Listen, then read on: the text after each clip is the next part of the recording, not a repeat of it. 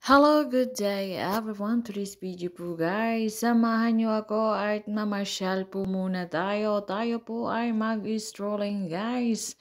So ayan guys, enjoy the view. Makikita natin ang mga building at ang paligid dito guys. So pasensya na kayo kasi medyo talaga matraffic dito guys. So ayan, enjoy na lang ang view guys.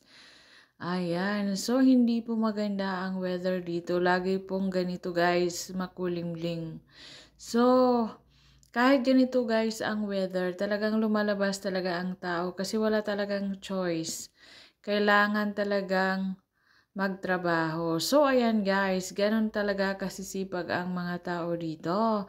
Kahit hindi maganda ang weather, nagtratrabaho pa rin yan sila. So, itong lugar na ito guys, ito po ay sa seafront po ng Brighton. So guys, enjoy the view. Mamasyal na muna tayo. Ayan guys, na-traffic na naman kami. So, kailangan talagang hahabaan ng mga pasensya kasi ganun ang mga tao dito, mahabang mga pasensya.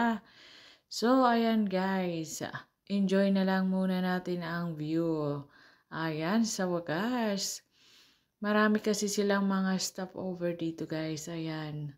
May mga sila traffic lights. Ayan for the safety. Ayan guys. So ayan namang upside down na house na yan guys is maganda yan. Pwede kang kumain, mag-order ng pagkain. Very interesting kasi mga upside down yung mga gamit dyan. So ngayon it's closed nag-close na sila. So next time na lang. So, of course, guys, I hope you like my video. Palike, comment, share naman dyan. And God bless you all. And I hope you all guys have a great time. And of course, I have to say goodbye. God bless you all. Bye-bye.